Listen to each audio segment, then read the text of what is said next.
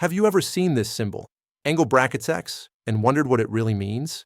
Today, we'll break it down step by step, from pure math to a real-life social network example that makes it instantly click.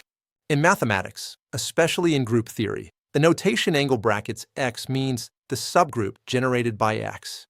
Think of X as a starting set of elements inside a group G. The symbol angle brackets X represents everything you can build from X using the group rules, combining elements, taking inverses, and repeating these steps as many times as needed. In short, angle brackets X is the smallest subgroup that contains X. It's the mathematical way of saying, start with X and close it under all allowed operations. Let's now look at this important definition more carefully. We define. This means C, X, is the smallest subgroup of G that contains X. Because C, X, is defined to contain X, every element of X must already be inside C, X. There's no calculation needed here. This follows directly from the definition. Therefore, we immediately conclude. In plain language, you can't build a structure from X without including X itself. Let's make this intuitive with a social network analogy. Imagine a social media platform as follows.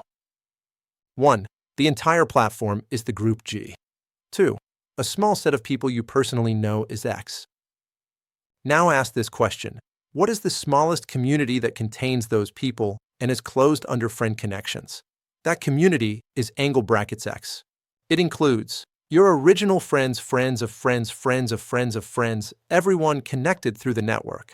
But here's the key point.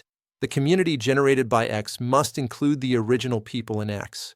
You can't grow a network outward without the starting nodes. That's exactly why. Your social circle includes you. It can't grow without you being inside it first. If this explanation helped you finally understand angle brackets X, like the video, subscribe, and share it with someone learning abstract algebra. See you in the next one.